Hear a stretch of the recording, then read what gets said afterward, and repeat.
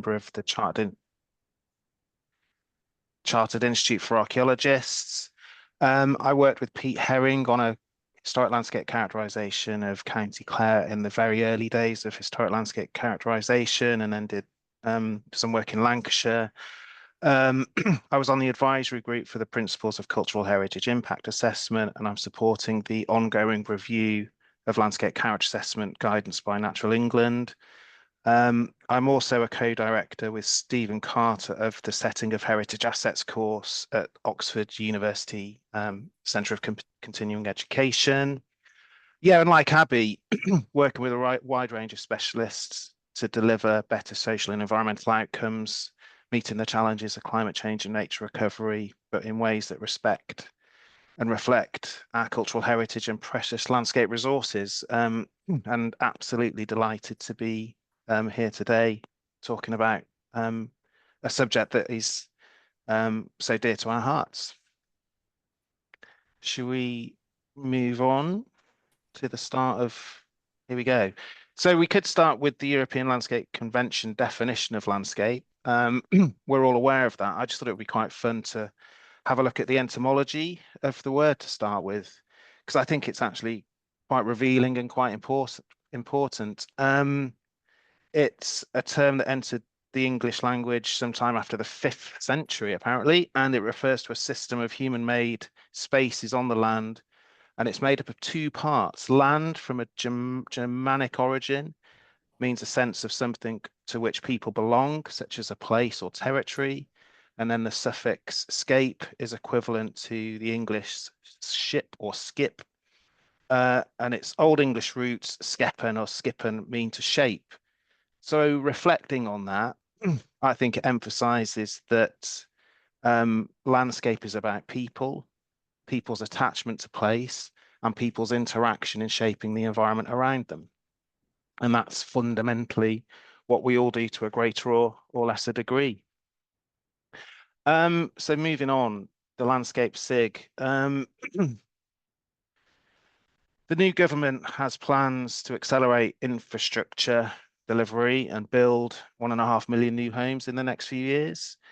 Climate change, plans for nature recovery, food security are all influencing the way that the land is farmed and managed. And I think we can see change on the horizon that's sort of a scale and pace that's not been seen possibly since the Second World War. Over the coming decades, it will mean that there's potential to have an enormous impact on the historic landscape and our cultural heritage. So when Abby and I first discussed the idea of establishing the special interest group, we were motivated by our deep love for the landscape of the UK and our concern that too many places, its character is being eroded by homogenous development, devoid of a sense of place and a sense of history.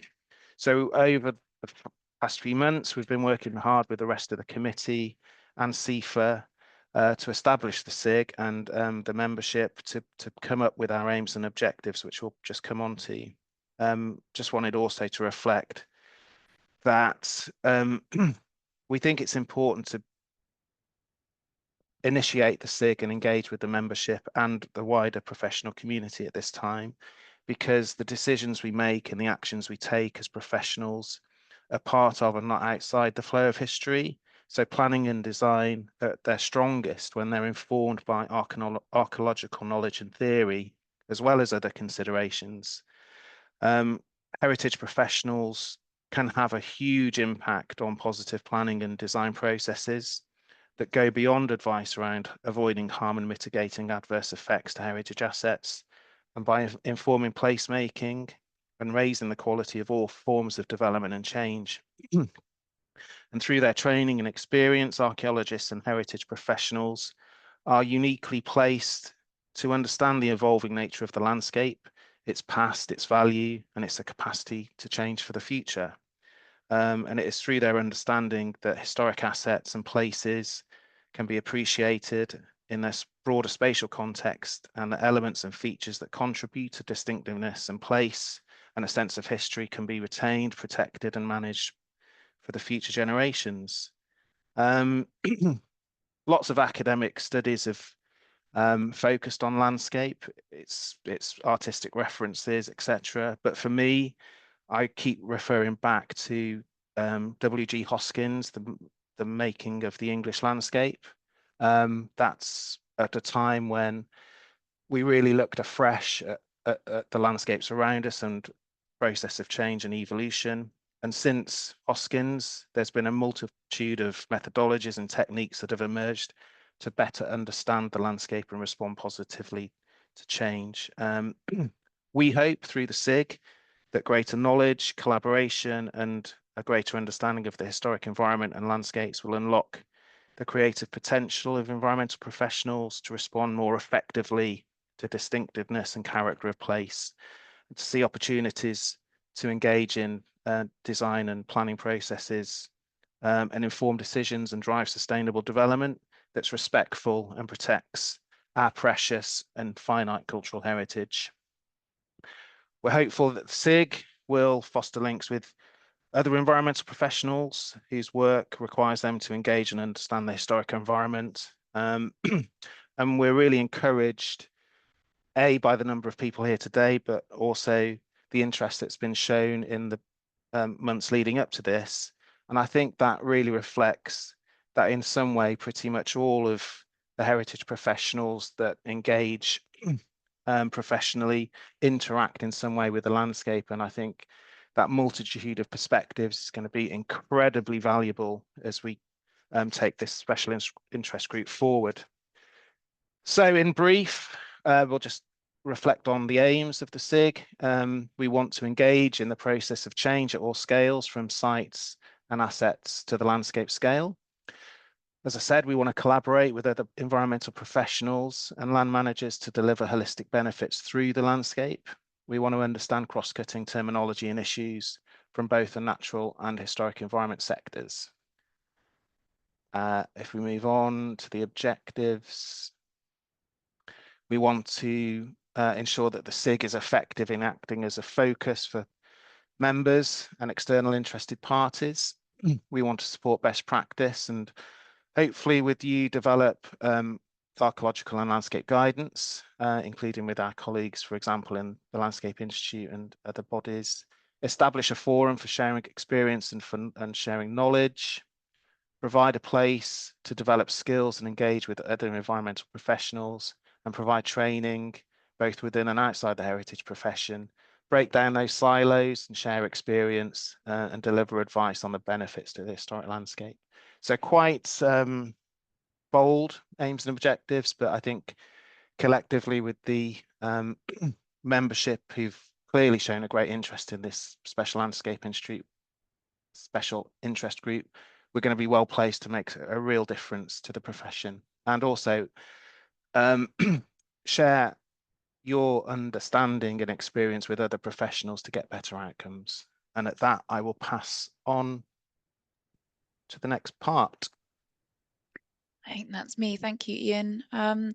So this is what our year ahead is looking like. So 2025, because unbelievably we're at the end of 2024, and really focusing on two of those objectives that Ian just set out. So that objective to establish a forum for sharing experience and knowledge, and to act as a focus for all of you.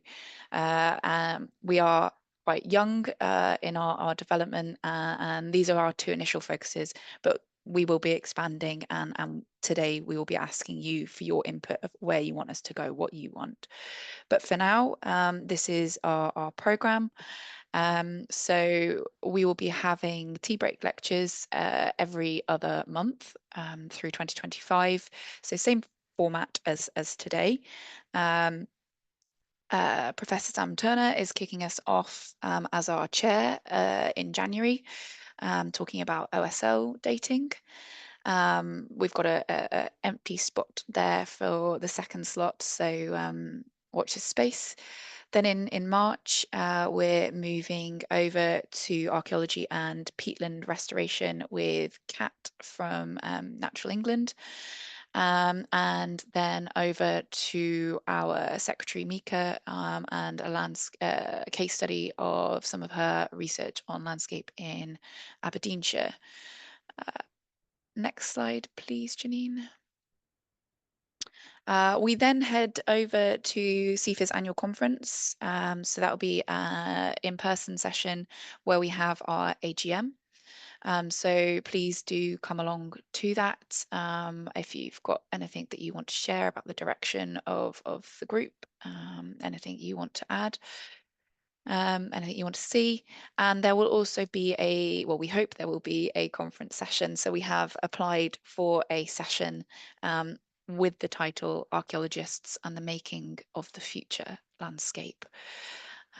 So we've, along with, I'm sure, others in this call, submitted a session proposal to CIFA on that subject.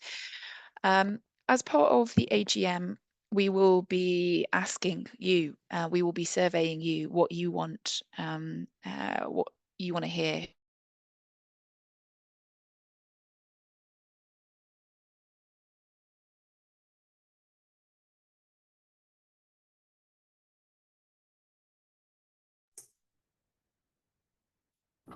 Have we lost Abby there, or have I frozen? I think we've lost her.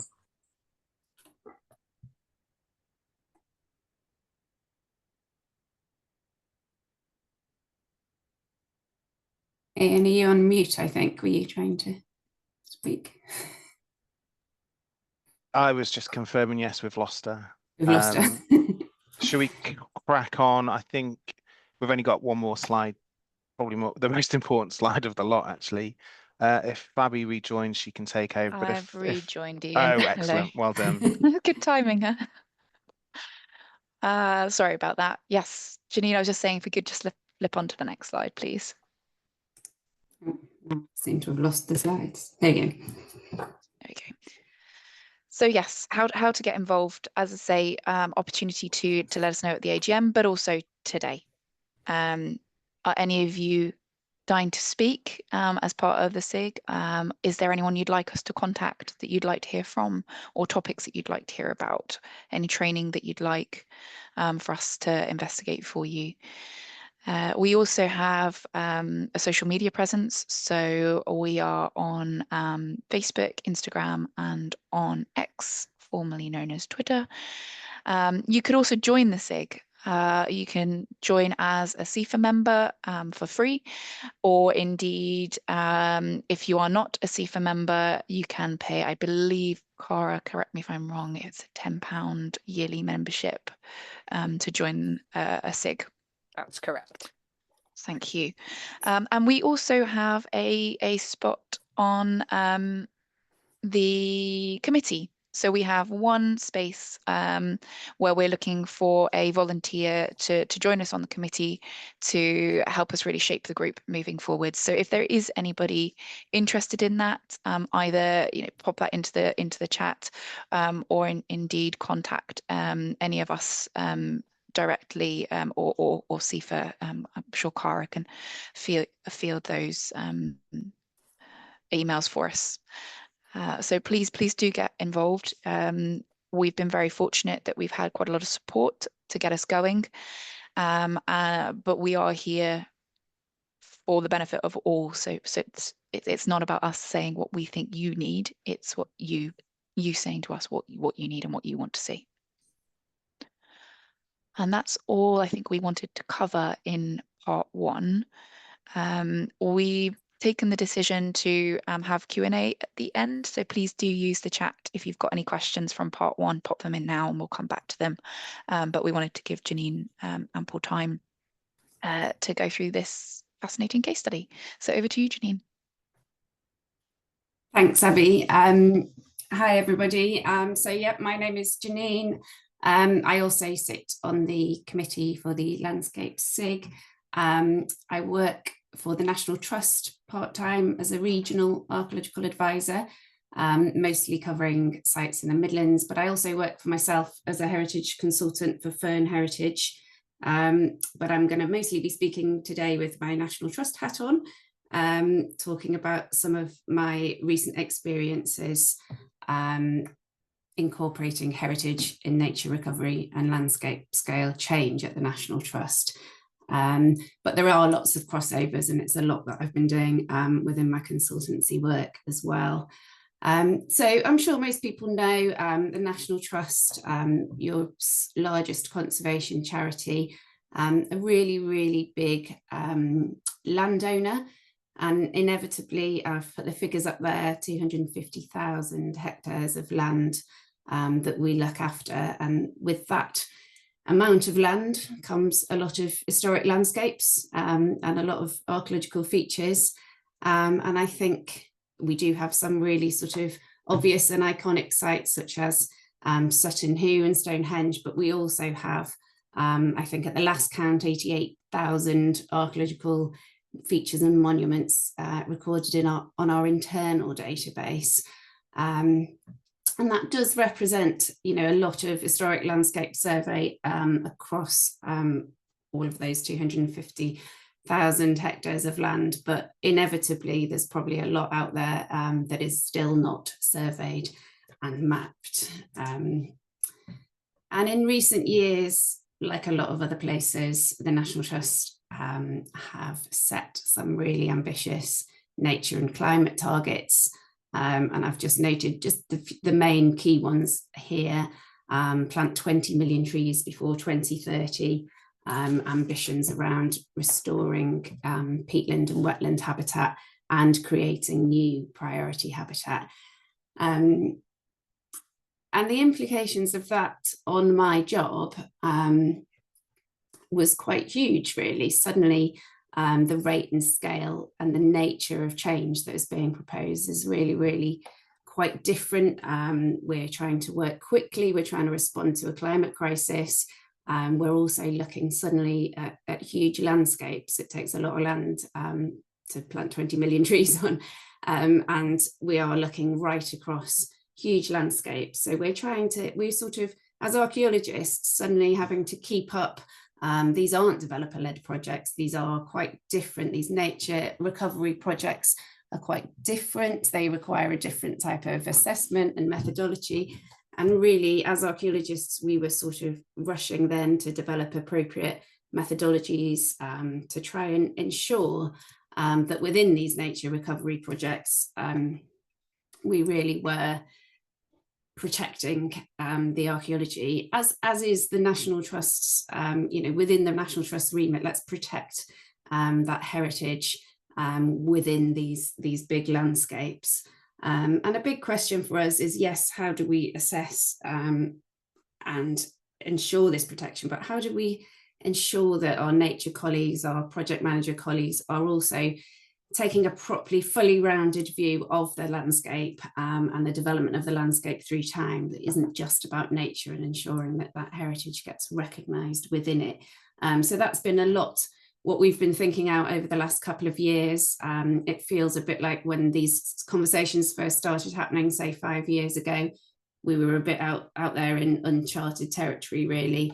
The last couple of years have seen the development of a lot more guidance, and we've got some really useful documents that have been produced by Natural England that we certainly have been referring to a lot, and by the Forestry Commission, useful for us as archaeologists, but really, really useful for us to share with our colleagues and our colleagues that are working on developing these projects.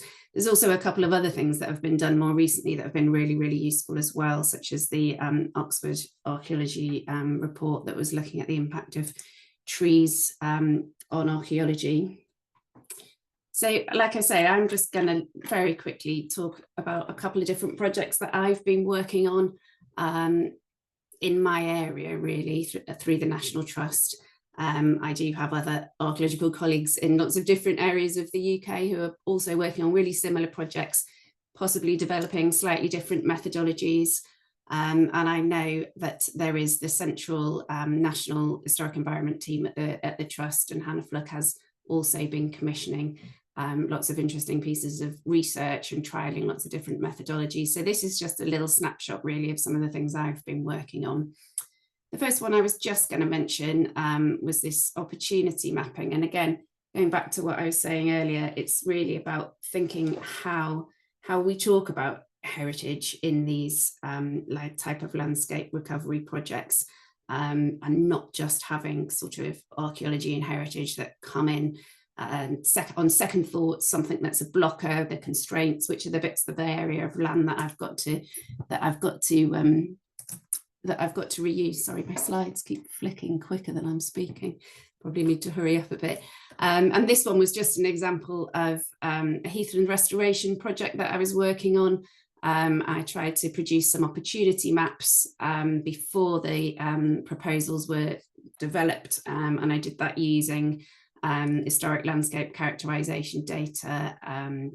It cost 3 counties. It was looking right across where we might look at some heathland restoration work.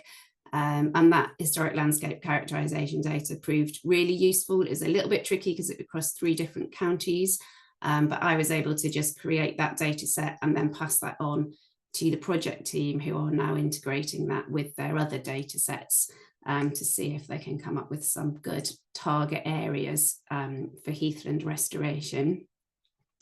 Another little piece of work has been a piece of work done by Newcastle University, and we've called it biocultural mapping. But again, it's really the same sort of thing. It's looking at, it's using historic landscape characterization data to develop sort of appropriateness of land use change scenarios. So it's looking at different possible scenarios: woodland creation, wetland creation. This particular one, I think, was orchard creation, and looking at how we can map the opportunities. So in advance, not saying this is what we're going to do, but what would be an appropriate land use in this area, and how can we use our understanding of the development of the historic landscape to choose an appropriate use for the future.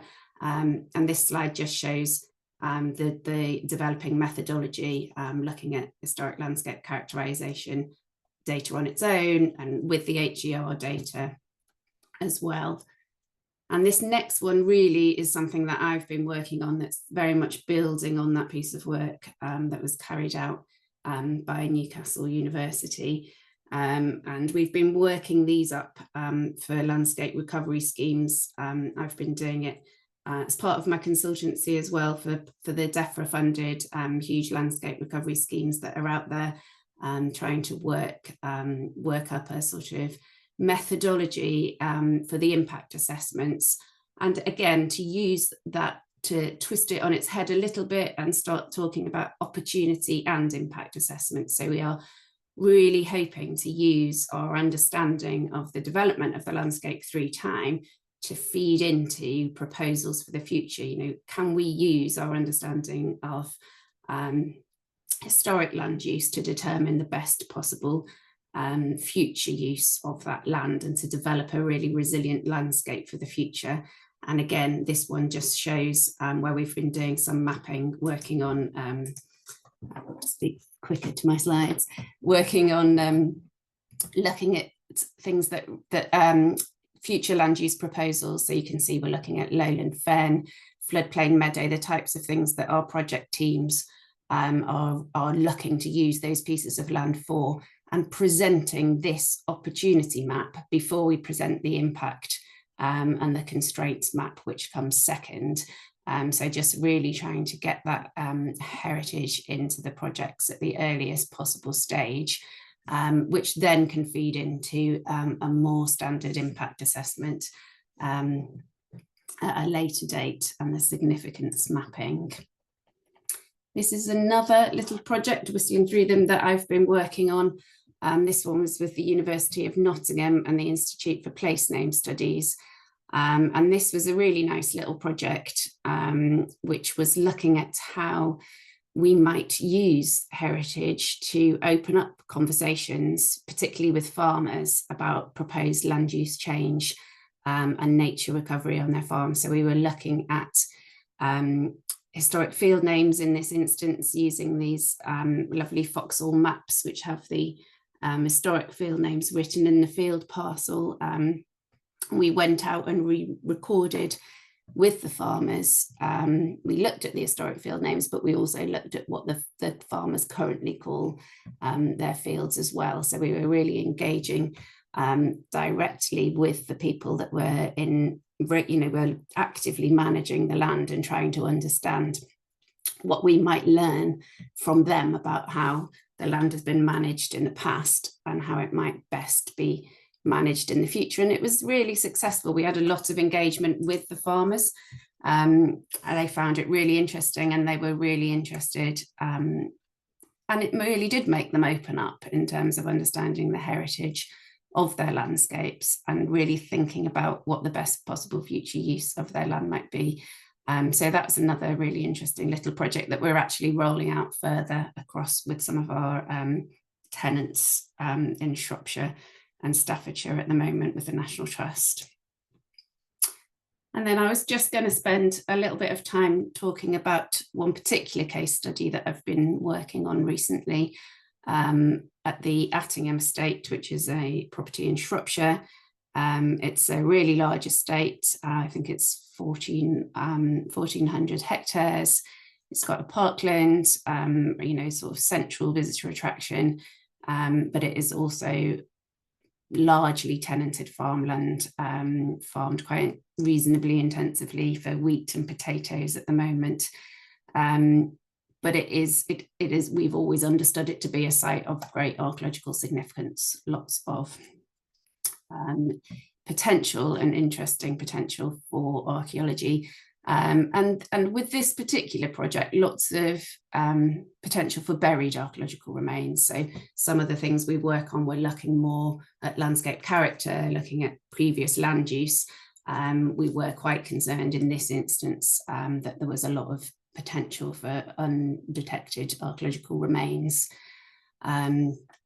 So alongside that, the property were developing a vision for nature recovery in response to the National Trust's targets. They were looking to increase woodland cover on the estate by 20%, also looking at river restoration, wetland creation, and other priority habitat creation. And what we really had to sort of think about was, how can we get heritage into this vision before we sit down and decide where the appropriate places for woodland are, where that river restoration might take place? What do we need to do to ensure that archaeological potential and that historic landscape character is included in that vision? And this is just a map of where Attingham is. This is Shrewsbury up here to the left, and you can see it's a huge swathe of land to the south and east of Shrewsbury. It takes in part of Roxton Roman City at the centre there. It had Atcham Airfield, a substantial World War II airfield across it. And we also have sites of early medieval great halls that we have excavated in the north of the estate as well.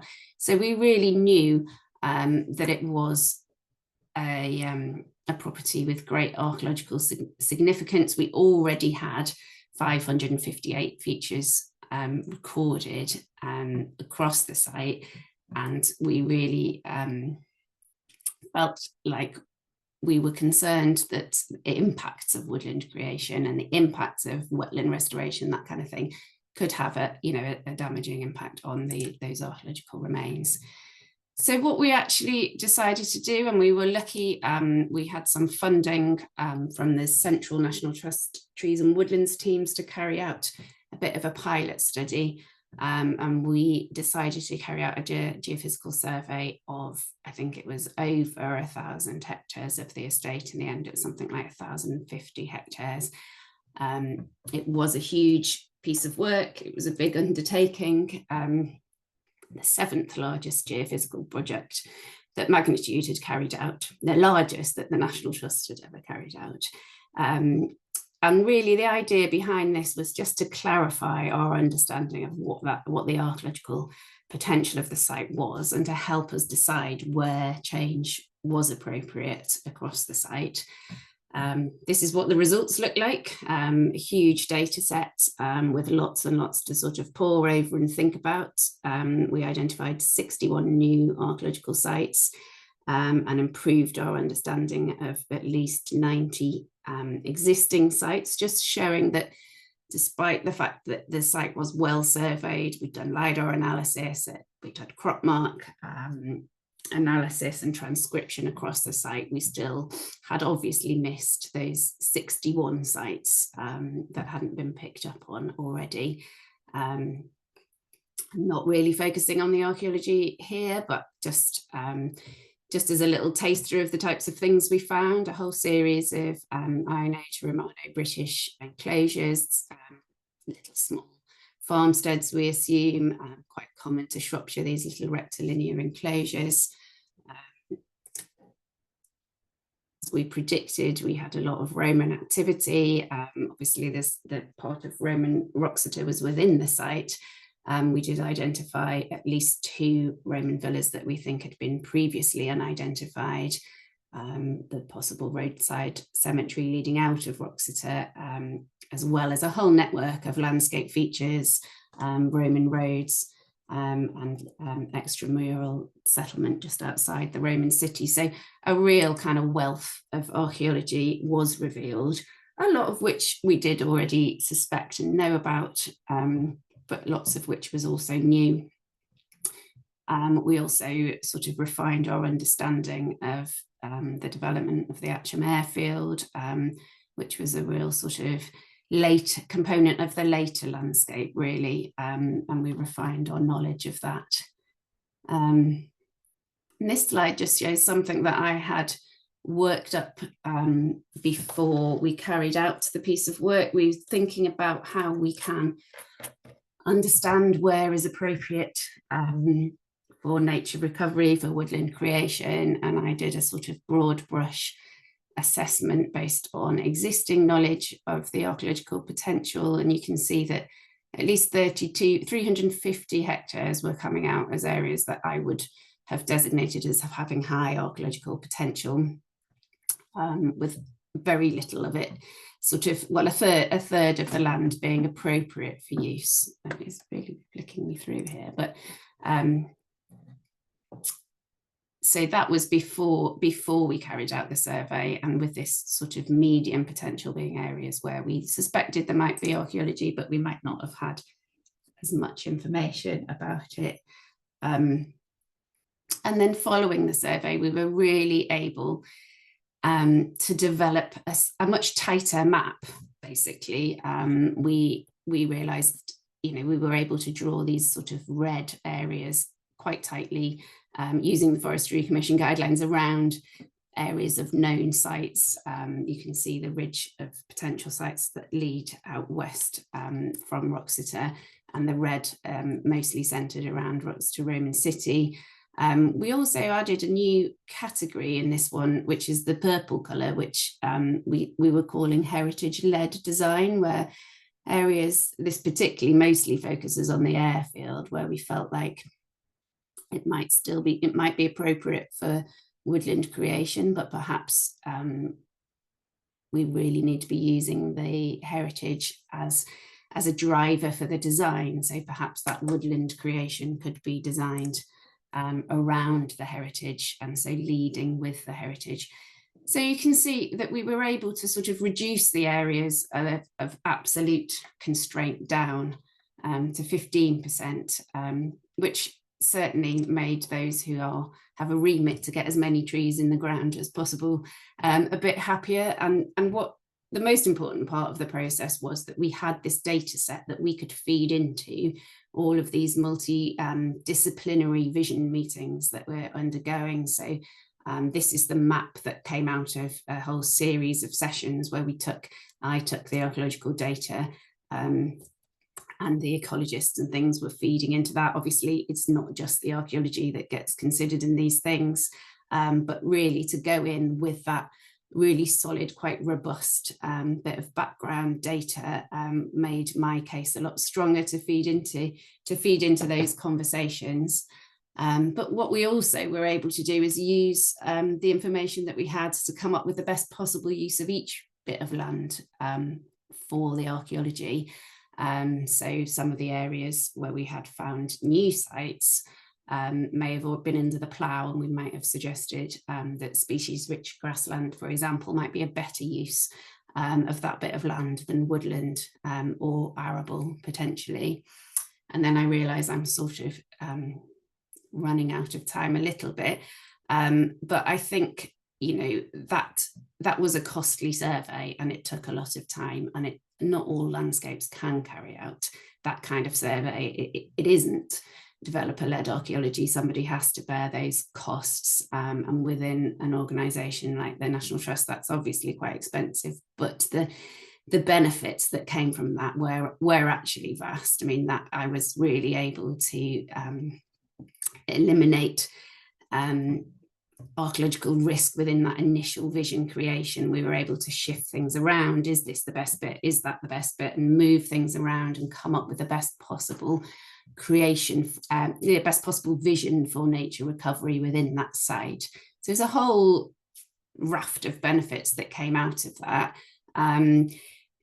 Obviously, all that archaeological knowledge from such a huge site is a huge benefit anyway, and for the National Trust, that kind of level of understanding really can feed into future visitor interpretation, understanding the impacts that the farming has had on some of the archaeology as well. So it's been a really, really, from my point of view, massively beneficial piece of work. I feel really confident moving forward into the next phase of nature recovery, which is we're putting in our applications for the woodland creation grant schemes. I've got all the data I need to go into my assessments to feed into those reports.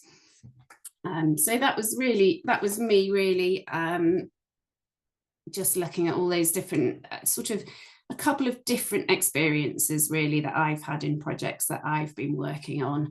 And I think there's all sorts of different things that are useful. We need to carry on developing these sensitivity and opportunity mapping approaches and coming up with that kind of whole landscape scale approach to impact assessment. And there's no getting away from it that huge, you know, those huge geophysical surveys really do give you the data you need to make those decisions. But I think what's really important from my point of view and in my position at the Trust is a bit of a kind of language change and a bit of a culture change around how we think about these projects. You know, the landscapes aren't just wild, you know, and that nature isn't separate from heritage, and it's changing the conversations that we're having around that and trying to work with our colleagues, with our nature conservation advisors, to change the conversation really, so that we are able to use our knowledge of the past to build and create resilient landscapes for the future. And in a way, that's almost more important than all the sort of assessment methodologies and all these different things that we're working on, because what we really want people to understand is that, you know, the time depth of the landscapes that we're looking at, and the role, I've just put that kind of people-shaped landscapes and the role that people have played in those landscapes over time. And I am going to stop talking now, otherwise we won't have any time for questions.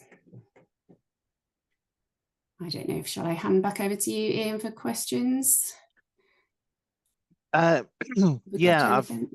I've been monitoring the chat. There's been lots of commentary, some of it administrative around the special interest group. Pete Herring, hi Pete, mentioned something around historic landscape characterization in assessing opportunity and sensitivity, and flagged that some of the things you've discussed there, Janine, would be interesting to discuss a bit more, and welcome other SIG members to contribute.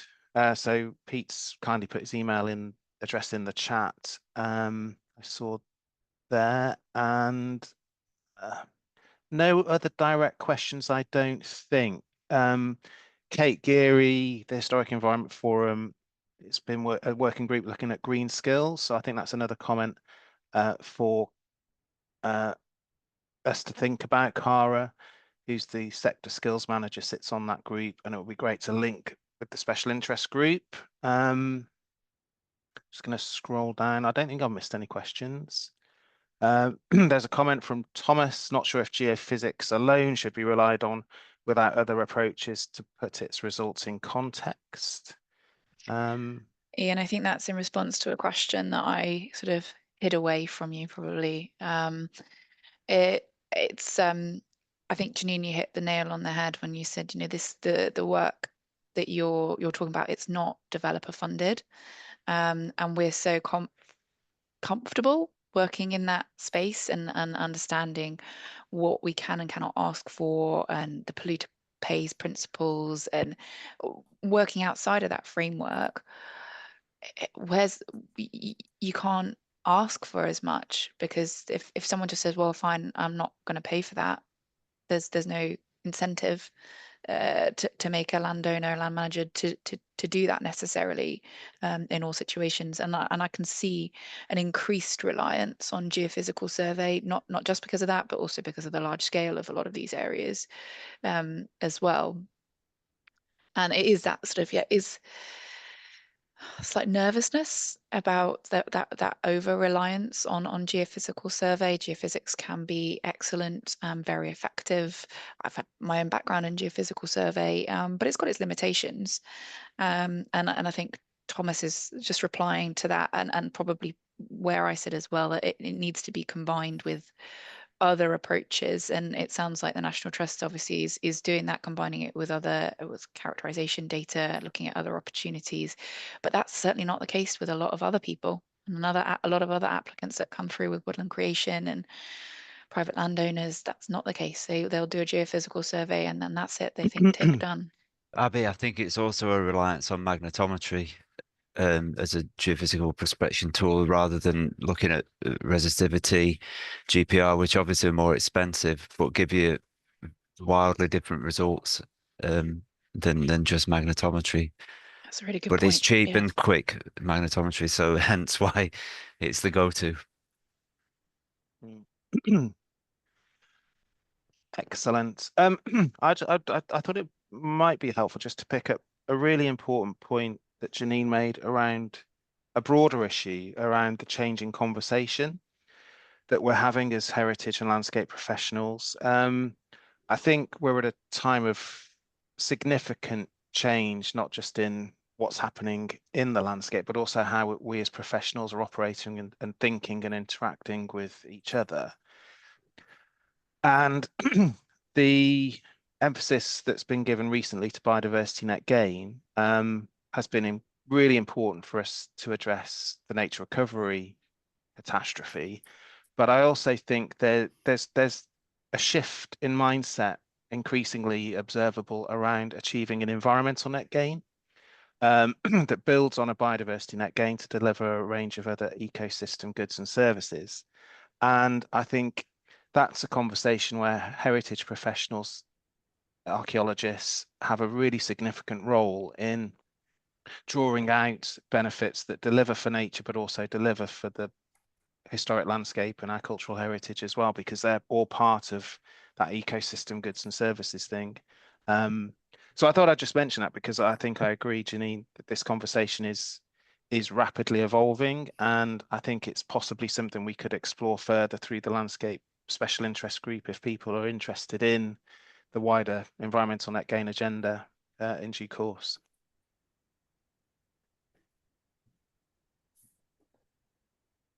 Not seeing any other questions popping up. So I suppose in the last few minutes, if there are any burning questions, now is the opportunity to get them in the chat and we can share them and see if we can get some answers. Chris has just made a very kind comment. Fascinating talk, Janine. Made me reflect on my experience. Yeah, a fascinating talk, Janine. So we're all incredibly grateful for that. Shall we starting to draw to a Right. conclusion if there are no more questions. Cara? I can't see anything else that's come through. Yes, feel free to wrap up. Excellent. Okay, well, this was our opening session. We're all, as we said at the start, hugely excited that this is now got up and running. I think, Abby, I'll pass to you just to reiterate those key questions. But before I do, I'll just say a huge thank you on behalf of the SIG committee, the CIFA in general. Thank you, and we are looking to make this a really, really special and important special interest group. So that relies on everyone. So Abby, do you want to just reiterate those points around how people can get involved? Yeah, absolutely. So first up, we are back here again for lunchtime on the 15th of January. And Sam Turner will be talking on the topic of make undateable features a thing of the past, OSL profiling and dating for landscape archaeology. And there will be a hotly anticipated other talk, possibly even from Dave. You spoke earlier, so I might jump on you and take you up on that offer to speak in part 2. But otherwise, we're on Facebook, we're on Instagram, we are on X. If you want to see us anywhere else, possibly LinkedIn, let us know. And just reach out to us, join the group. We are here to represent the membership. We have a big membership. We want your ideas. We want to know where to take this. Please help us do that. And thank you ever so much for joining us today, and go enjoy your lunch. Thank you. Thanks, everyone. Take care. Bye. Thank you.